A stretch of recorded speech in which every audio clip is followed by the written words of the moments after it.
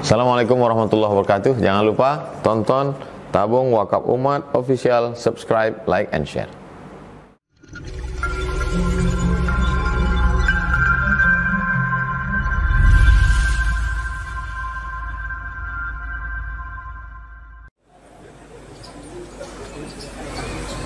Poin yang ketiga, pergi ke Pakistan, pergi ke Afrika Selatan, pergi ke Yaman, mau cari apa? Poin ketiga, falaula nafara min kulli firqatin minhum ta'ifah. Jangan semuanya pergi berperang, mesti ada 1-2 orang. Liyatafaqahu fid din. Tafaqquh, mendalami ilmu agama. Setelah dalam agamamu di Yaman, di Pakistan, di Afrika Selatan, tujuannya untuk apa? Untuk sombong, untuk angkuh, untuk bangga, untuk gaya, untuk ambil status. Waliyunziru qawmahum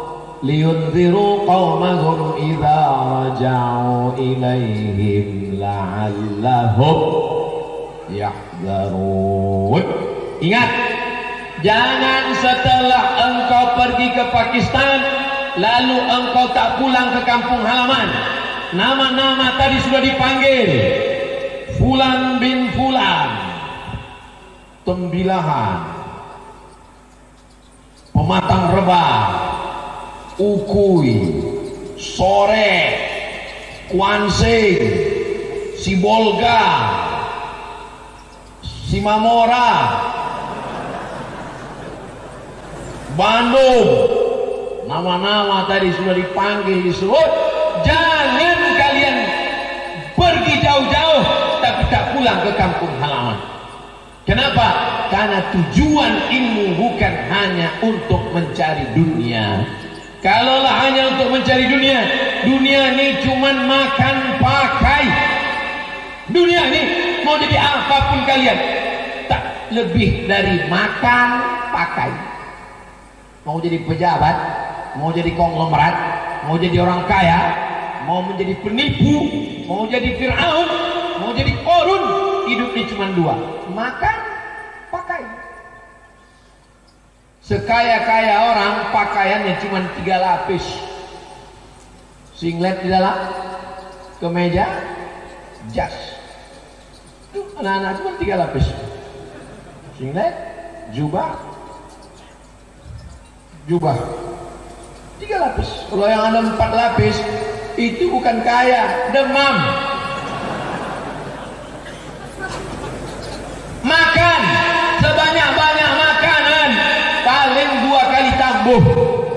Makan sedap, tambuh, sedap betul, tambuh, 2 kali tambuh. Kalau ada sampai 3 kali, usus bocor. Hidup ini cuma makan pakai, nak. Apa yang kau cari jauh-jauh ke sana? Setelah kau dapat ilmu, balik engkau ke Tembilahan, baliklah engkau ke Pematang Rebah, baliklah engkau ke Bandung, baliklah engkau ke Pekanbaru untuk menjadikan umat ini la'allahum yahzarun, menjadi umat yang takut kepada Allah. Kau mau jadi apa? Jadi insinyur. Kau mau jadi apa? Jadi dokter spesialis. Kau mau jadi apa? Mau jadi lawyer pengacara. Kau mau jadi apa? Bupati, camat, gubernur, presiden, menteri, kepala dinas, komisaris, sampai pensiun. Habis pensiun baru balik ke masjid. Dulu sebelum pensiun tak kenal masjid, masih syukur masih mau masjid. Ada yang mati dalam keadaan balak 6, kelepak mati. Berapa banyak orang saya jumpa, apa kata dia? Menyesal aku Pak Ustaz, kenapa tak dari dulu aku mendekatkan diri kepada Allah. Rupanya hidup ini cuma begitu-begitu aja. Hidup ini cuma begini-begini aja. Nikmat yang paling besar adalah ketika kau bisa menebarkan hidayah. Ayyahdiyallahu bika rajulan wahidan. Satu orang dapat hidayah karena mulutmu. Khairan min humurin na'am. Lebih baik daripada kau memiliki seekor onta yang merah. onta merah zaman dulu. Kalau sekarang mungkin Ferrari. Onta merah kendaraan termahal. Dalam riwayat lain, khairum min humurin na'am. Dalam riwayat lain, khairum minad dunya wa ma fiha. Lebih baik daripada dunia dan seisinya. Kuntum khairu ummah. Kalian umat yang paling baik. Kuntum khairu ummah. Kalian umat yang paling baik. Syaratnya apa? 3. Ta'muruna bil ma'ruf wa tanhauna 'anil munkar. Tak ada Allah mengatakan kalian umat terbaik karena bolak-balik ke Makkah. Kalian umat terbaik karena titelnya 1 amplop. Saking kan panjangnya titel itu, kartu nama itu sebesar amplop. Datuk Sri Ulama Setiap Negara Kaijaga Mangkudilaga Profesor Dr. Abdul Somad LCMA PhD. Maka sampai sekarang saya tak punya kartu nama. Karena udah saya ukur-ukur, mau besar kan? Bukan itu yang paling mulia. Yang paling mulia itu siapa? Yang menebarkan dakwah, mengajar di surau yang kecil, tapi lingkungan itu menjadi orang-orang yang takut kepada Allah Subhanahu wa taala. Inilah yang dijanjikan Allah taala. Wa may yartadda minkum an dinihi. Kalau ada di antara kalian yang murtad, nauzubillah, ditinggalkannya dakwah ini, ditinggalkannya kerja Nabi ini, ditinggalkannya kerja ulama ini, apakah mati Islam ini? Tidak. Fasawfa ya'tillah biqaumin, akan diganti Allah dengan sekelompok orang, yuhibbuhum, Allah cinta kepada mereka, wa yuhibbuna, mereka membalas cinta Allah, mereka berjihad menolong agama Allah dengan harta dan nyawa mereka. La yakhafuna fillah laumata laim, mereka tak takut pada laumata laim, kecaman-kecaman. Dalam ayat Quran itu disebut kecaman-kecaman. Bahasa sekarangnya bully-bully, haters-haters, buzzer-buzzer, pembenci-pembenci. Tak takut dia walau sedikit pun. Kenapa dia tak takut? Karena dia tak punya Facebook dan Instagram. Saudara yang dimuliakan Allah Subhanahu wa taala. Kau mau jadi Fir'aun, silakan. Kau mau jadi Qarun, silakan. Kau mau jadi Namrus, silakan. Kau tetap akan mati dimakan cacing tanah. Kau tinggal memilih, mau jadi Fir'aun atau mau jadi Musa, mau jadi Namrus atau mau jadi Ibrahim, mau jadi Abu Lahab atau mau mengikut jejak Sayyidina wa Maulana wa Syafi'ina wa Dzukhrina Muhammad sallallahu alaihi wasallam. Hidup adalah pilihan. Setiap pilihan pasti ada harga yang akan dibayar. Apakah itu hidup? Hidup adalah berani mengambil resiko. Life is take risk. Hidup adalah berani mengambil resiko. Wa nafsin wa ma sawwaha, demi jiwa dan penciptaannya. Fa alhamaha fujuraha wa taqwaha. Ada 2 jalan. Pilih. Alladzina amanu wa 'amilus shalihati ulaika ashabul jannah. Walladzina kafaru wa kadzdzabu bi ayatina ulaika ashabun nar. Kau sedang berada di simpang jalan. Kau mau pilih jalan kemana? Ke kiri Payakumbuh, ke kanan Pasir Pengarayan. Kau sedang berada di jembatan apa namanya Bu ya? Rantau Berangin. Milih kemana? Tidak ada yang memaksa, tidak ada yang menyuruh. Kau diberi Allah Ta'ala telinga, kau diberi Allah Ta'ala mata, kau diberi Allah Ta'ala hati dan pikiran. Inna sam'a wal basar wal fu'ad kullu ulaika kana anhu mas'ula. Dengar baik-baik, tengok baik-baik, renung baik-baik, pikir baik-baik. Apakah kau mau belok ke kiri atau kau mau belok ke kanan? Asal jangan mundur ke belakang, karena kita tidak bisa mundur lagi ke belakang. Kau mau kemana? Aku mau mundur jadi janin lagi. Mana bisa? Hidup terus berjalan. Sa'ah wa sa'ah, waktu-waktu yang kita lewati ini akan diminta tanggung jawab di hadapan Allah Subhanahu wa taala. Itu poin yang ketiga. Kita akan lanjutkan setelah yang satu ini. Jangan kemana-mana.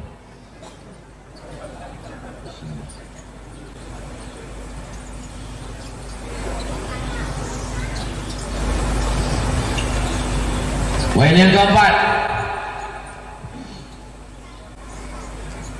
bahwa banyak sekarang orang tua yang cemas, yang takut, yang khawatir. Nanti kalau anakku ngapal Quran, makannya bagaimana? Nanti kalau anakku menjadi alim, belajar tafsir, fikih, hadis, usul fikih, kerjanya di mana? Tidak punya nih, makannya bagaimana? Berapa banyak bapak-bapak, ibu-ibu yang takut anaknya makan apa? Apa beda engkau dengan orang kafir musyrik dulu? Wa idzal mau'udatu su'ilat bi ayyi dzambin qutilat. Nanti anak-anak yang lahir itu ditanya, kenapa kalian dikubur hidup-hidup? La taqtulu auladakum khasyata imlaq. Jangan kau bunuh anakmu karena takut tak makan. Nahnu narzuqukum wa iyyahum. Kami yang mengasih kamu makan, kami yang mengasih mereka makan. Jangankan mereka, kamu pun kami yang ngasih makan. Ini banyak ini sekarang orang tua takut anaknya belajar agama karena takut tak makan. Sengaja dibuat Allah lambung itu di bawah, otak itu di atas. Jangan kau pindahkan lagi, lambung di atas, otak di bawah. Sengaja manusia ini dibuat Allah jarak antara lambung dengan otaknya 3 jengkal. Lambung di sini, otak di sini. 1, 2, 3. Ini ada sekarang manusia di situ otaknya, di situ lambungnya. Dasar otak udang. Makan aja yang kau pikirkan. Kalau kau kejar dunia, akhirat belum tentu kau dapat. Tapi kalau akhirat yang kau kejar, dunia bersimpuh di bawah tapak kaki. Silakan percaya atau tak percaya, tapi kita bisa lihat dari kepribadian para ulama-ulama kita. Tak peduli dia kepada dunia. Dunia itu mengejar dia. Setengah mati dunia itu mau mengejar dia. Kejarlah dunia. Akhirat kau tak akan dapat. Kenapa? Karena segala sesuatu ini tidak ada ranting yang patah, tak ada daun kering yang jatuh. Saya tak bisa menunjuk daun kering karena daunnya plastik semua. Tak ada ranting yang patah, tak ada daun kering yang jatuh di luar kuasa Allah Subhanahu wa taala. Ini banyak orang-orang tua sekarang kalau datang anak lajang ke rumahnya mau meminang anak gadisnya, apa ijazahmu?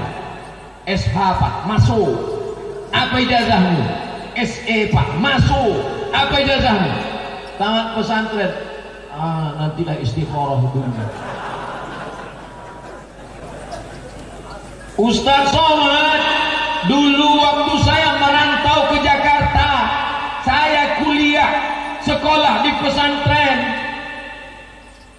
Makcik saya itu mengatakan, untuk apa kau sekolah di pesantren? Nanti kalau tamat pesantren kau mau makan apa? Tengoklah anak-anak tante, SH, MH, doktor, insinyur. Kenapa kau tak sekolah macam mereka? Gimana keadaannya sekarang? Anak-anaknya itu tak ada satupun yang memperdulikan dia, dan sekarang dia dijaga oleh keponakannya yang diejeknya dulu, dan keponakannya punya pondok pesantren dengan ribuan santri. Allahu Akbar. Allah punya kuasa. Innama amruhu idza arada syai'an ayyaqula lahu kun fayakun. Kalau ada bapak ibu takut menyekolahkan anak ke pesantren, rusak akidahnya. Yang dipelajarinya kitab Allah, yang dipelajarinya sunnah Rasulullah, yang menciptakan alam ini Allah. Apakah mungkin Allah membiarkan dia tak makan? Cacing aja makan. Jadi kalau ada orang tua takut anaknya tamat pesantren tak makan, lebih jelek daripada otak cacing. Mana tauhidmu? Mana akidahmu?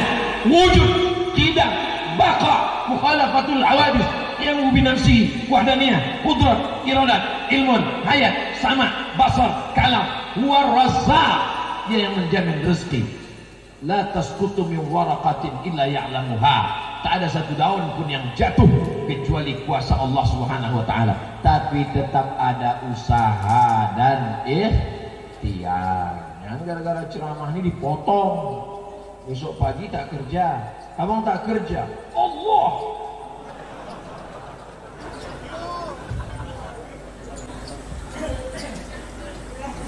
Jangan takut. Kami dulu waktu kuliah tak tahu pulang mau jadi apa. Saya kuliah berangkat ke Mesir tahun 1, tahun 2, tahun 3, tahun 4. Tak tahu pulang nanti mau jadi apa. Tak pernah kepikir di kepala saya akan tabligh akbar, pengajian ratusan ribu orang, sampai kemana-mana tutup muka pakai kacamata hitam takut diajak orang foto. Tak pernah terpikir. Sikit pun tak pernah terpikir di kepala saya. Maka serahkan saja kepada Allah. Yang penting kau pasang pancingnya.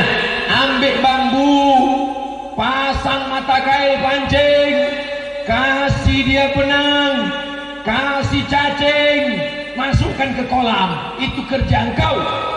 Ikan apa yang datang bukan urusanmu.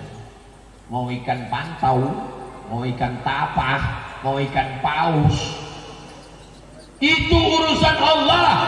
Pasang 5 pancing, tarik pancing pertama, hilang umpannya. Tarik pancing kedua, hilang benangnya. Tarik pancing ketiga, apapun tak dapat.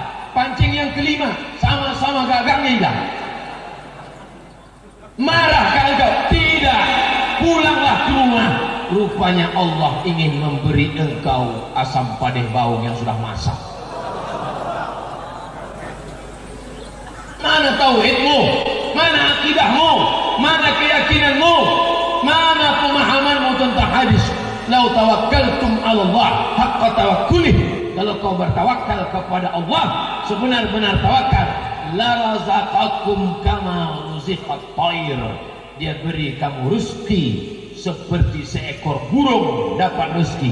Tabdu khimasan, terbang dalam keadaan perut kosong. Wa taruhu bitanan, pulang dalam keadaan perut penuh dengan makanan. Ada tak burung merpati? Ada tak burung pipit yang tak mau terbang? Pasti tanya sama kawannya, burung pipit, kau tak terbang? Enggak, kenapa? Tak tahu tak dapat apa. Ya kalau dapat, kalau tidak. Mereka terbang saja sejauh mata memandang. Burung yang berada di atas awan terbang, makanannya adalah ikan yang ada di dalam laut. Tapi Allah mengatakan itu milik engkau. Apa kata Imam Al-Hasan Al-Basri? Alimtu anna rizqi la ya'khudhuhu ghairi. Aku tahu rezekiku tak akan mungkin diambil orang. Fatma'anna qalbi, maka hatiku pun menjadi tenang. Risau dengan rezeki, salah satu tanda rusak tauhid kepada Allah Subhanahu wa taala. Tapi kalaupun sudah takdir rezeki kita, mesti juga kita ambil. Ada usaha untuk mengambilnya. Sama lah macam air minum. Ini takdir saya. Tapi ada usaha untuk mengulurkan tangan, mendekatkan ke mulut dan meminumnya. Kalau ditengok aja tak kan dia masuk. Ustaz tak minum. Kalau tidak kata Allah maka tidak. Itu pemahaman Ahlus Sunnah wal Jamaah. Melawan ekstrim kiri Mu'tazilah, tak ada itu takdir. Melawan ekstrim kanan Jabariyah, tak ada itu ikhtiar. Jalan tengah bukan Jabariyah, bukan Mu'tazilah, bukan Qadariyah, bukan Jabariyah. Jalan tengah adalah al-kasbu wal ikhtiar Ahlus Sunnah wal Jamaah. Itulah kita. Jadi kalau ada kita tengok orang yang buka toko, ada dia buka kafe syariah, artinya di dalam itu kalau sudah azan berkumandang berhenti pakaian, tak boleh campur aduk laki-laki perempuan. Sesungguhnya dia bukan talak, dia bukan rakus, tapi dia sedang menjalankan al-kasbu wal ikhtiar, usaha Ahlus Sunnah wal Jamaah. Jangan nanti mentang-mentang kau udah ngaji, udah hafiz, sudah alim, kenapa berusaha juga? Ini adalah bukti bahwa aku Ahlus Sunnah wal Jamaah. Poin yang kelima, sekarang dunia ini sedang pusing, sedang galau, sedang heboh. Yang tak pusing cuma satu, Covid. Karena dia yang memusingkan dunia. Yang lain sedang kacau balau semuanya. Ekonomi, politik, sosial, partai, jabatan, macam-macam. Lalu orang pun heboh membahas ekonomi. Yang satu heboh membahas partai-partai. yang satu heboh membahas tentang sekuler liberal, sampai habis waktunya lupa mendidik umat. Tapi ada yang satu, dia fokus saja mendidik umat ini karena dia tahu dengan pendidikan umat ini akan bangkit ke depan. Baliklah nak, setelah selesai kau belajar nanti dari Pakistan, dari Yaman, dari Afrika Selatan, balik ke kampung, buka kajian Arba'in. Satu masjid, Masjid Al-Ikhlas, kajian Arba'in setiap Ahad subuh. Orang tahu bahwa di masjid sana ada kajian Arba'in. Khatam Arba'in, Al-Azkar An-Nawawiyah, Khatam Al-Azkar, Riyadus Salihin, Imam Nawawi. Khatam Riyadus Salihin, pindah ke Bulughul Maram min Adillatil Ahkam. Khatam Bulughul Maram, pindah ke Jawahirul Bukhari. Khatam Jawahirul Bukhari, pindah ke Sahih Bukhari. Tak bisa menjelaskannya, buka Fathul Bari, Ibnu Hajar Al-Asqalani. Yang penting istiqamah sampai akhirnya masyarakat itu tersentuh hatinya. Kalau orang sudah kau sentuh hatinya, jangankan tanahnya, jangankan anak gadisnya, nyawanya dia berikan itu. Ustaz, aku awal-awal dulu waktu Ustaz mengajar Arba'in, mengajar Riyadhus Shalihin, mengajar Al-Azkar, aku tak tertarik. Tapi melihat istiqomah Ustaz, itu tanah itu Ustaz, ambillah untuk bangun pesantren Ustaz. Tanah siapa Pak? Entah, aku pun tak tahu Ustaz.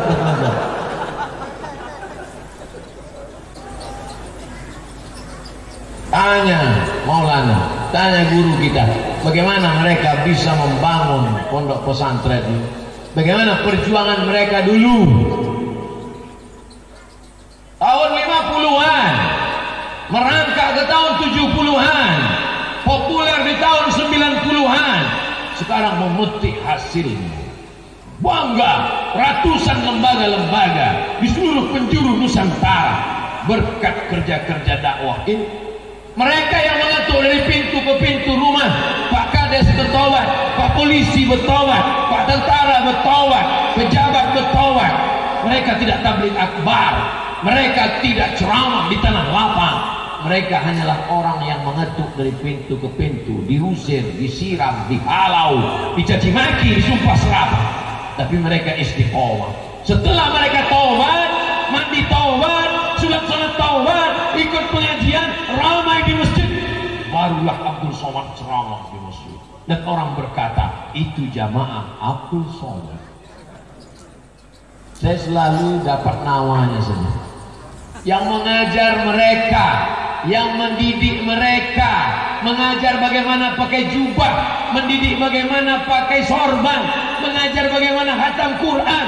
Setelah tamat, hafal, alim, hafiz, datang Abdul Somad memasangkan medali dan menyalakan. Saya selalu dapat giliran entertain.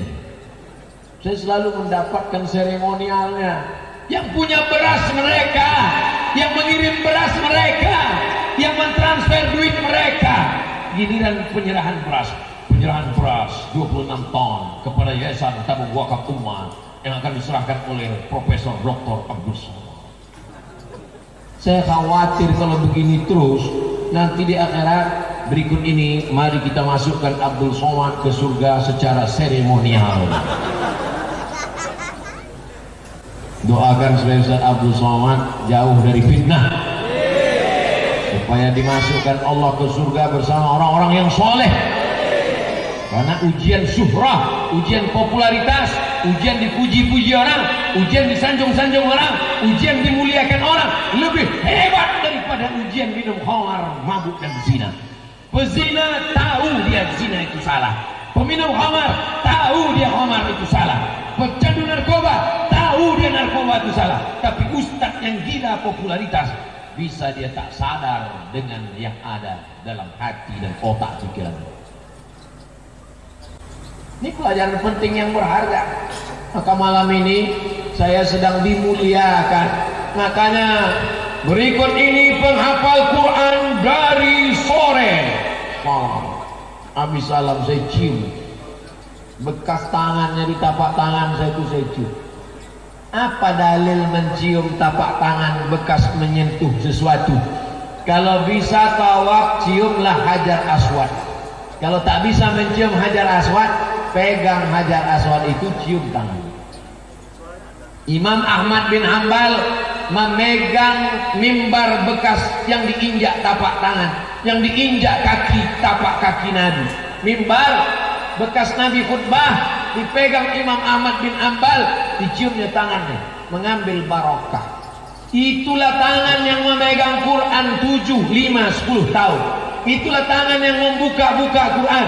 Itulah tangan yang bertasbih dan berzikir bersalaman dengan Abdul Somad. Abdul Somad ingin mengambil barokah dari tangan-tangan yang suci dan mulia itu. Yang sudah suci jangan kalian kotori dengan dosa. Yang sudah suci jangan kalian nodai dengan bakteri-bakteri, penyakit-penyakit kolbu, penyakit-penyakit hati. Kenapa? Karena mensucikan sesuatu susah, tapi ada yang lebih susah, menjaga kesuciannya dalam istiqomah. Mencuci dinding susah, tapi ada yang lebih susah, menjaga dinding untuk tetap berada dalam kesucian. Mencuci baju sehingga putih susah, tapi ada yang lebih susah, menjaganya untuk tetap suci, selamat daripada kotoran dan noda. Tapi insya Allah kalau berjamaah bisa kita jaga ini. Amin. Jangan pernah memisahkan diri dari jamaah, karena serigala hanya akan menerkam al-ghanam al-qasiyah, kambing yang memisahkan diri dari jamaah. Serigala memantau dari jauh, dia tengok mana kambing yang memisahkan diri dari jamaah. Begitu dia tengok ada seekor kambing yang mengendap-endap mencari air minum, memisahkan diri dari jamaah, disitulah dia akan terkam. Selama kamu berjamaah, insya Allah alaikum bil jamaah, iyyakum wal furqah. Kalau ada orang yang pesimis dengan Indonesia, kalau ada orang yang pesimis, anak-anak muda kita dirusak Twitter, dirusak Instagram, dirusak YouTube, dirusak TV, dirusak parabola. Ini tidak akan khawatir. Kenapa? Karena kepala mereka Quran sudah ada antivirusnya, insya Allah. Sehebat apapun virus yang datang, tidak akan mempan karena laptopnya sudah dijaga oleh antivirus. Tapi kalau antivirus tidak diupdate, besok pagi virus terbaru masuk. Maka mesti dijaga terus, update antivirus tetap dijaga, dipelihara. Itu poin yang kelima. Terakhir poin yang keenam, 10 menit terakhir. Saya kemari waktu ijtima' 2014 kalau tak salah, hadir para ulama maulana dari Pakistan, dari India. Saya duduk di sini, makan kami di rumah Maulana Hamdan, jumpa dengan kawan-kawan sahabat saya dari Sumatera Barat. Habis itu saya masuk ke dalam, duduk melihat mereka berbicara dengan adab, dengan ilmu, dengan sopan, dengan santunnya. Masih ingat saya sampai hari ini. Apa yang membuat Ustadz ingat terus sampai hari ini? Karena dinding dan tiang-tiang ini tak ada perubahan dari dulu.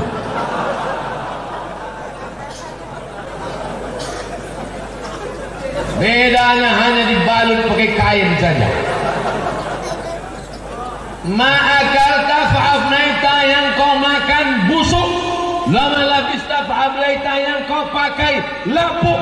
Wa ma tasaddaqta fa'amdaita, yang kau wakafkan itulah yang jadi bekal untuk hari esok. Yang kau makan busuk, yang kau pakai lapuk, yang kau wakafkan untuk hari esok. Datang ke Ma'had Darul Ulum Kubang, Pekanbaru, serahkan semen, serahkan batu bata, serahkan kerikil. Itulah yang akan menolong engkau di hadapan Allah Subhanahu wa ta'ala. Orang-orang mati itu nanti ditanya Allah Ta'ala. Kalau ada yang mengatakan bahwa berapalah jumlah mereka nih Pak Ustaz, ini yang hadir ini hanya 40% nih, yang 60% entah di alam mana. Ada di sana sekelompok 60% lagi. Masjid ini kurang besar untuk menampung para penghafal Quran. Hai orang-orang kaya Pekanbaru dimanapun berada di seluruh Indonesia, di dunia, cari pesantren Ma'had Darul Ulum Kubang Pekanbaru Riau. Datang kalian kemari, tengok para penghafal Quran, sholat kalian di sini, lihat apa yang bisa dibantu. Kalian bangun rumah bertingkat besar, setelah kalian mati rumah itu dijual oleh ahli waris. Kalian belikan mobil mewah, mati kalian, istri kalian memakai mobil yang kalian beli itu, nikah dengan suami baru bronis brondong manis.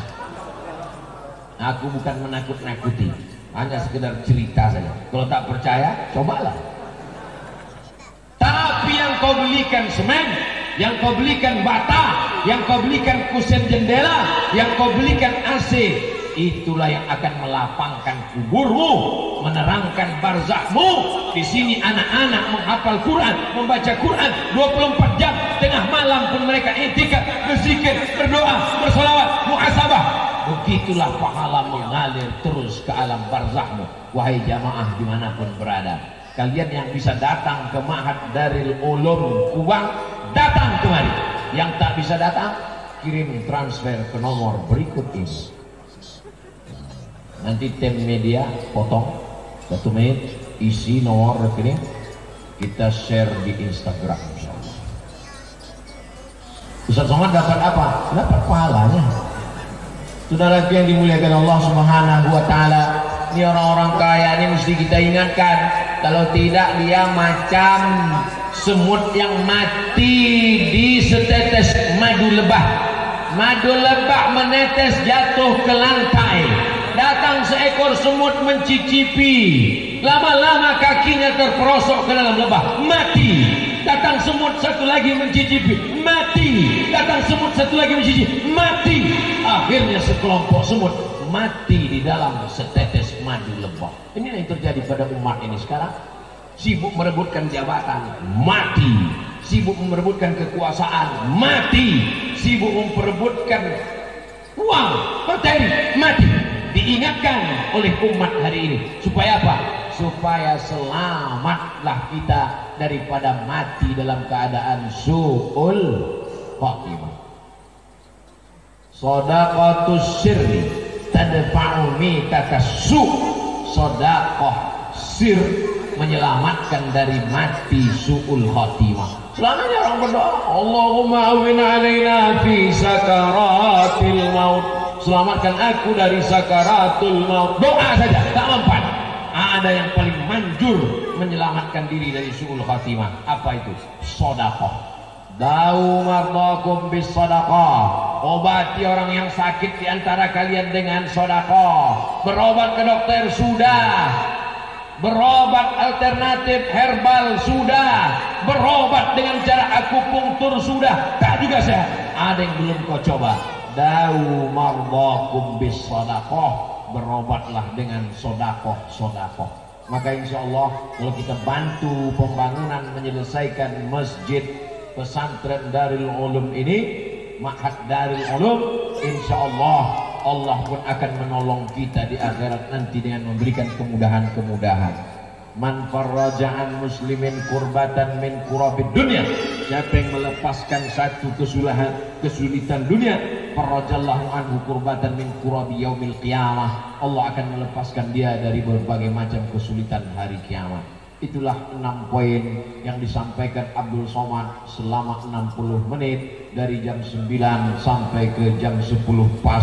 Di akhir majlis tadi dimintakan membacakan doa, tapi doa ini terkabul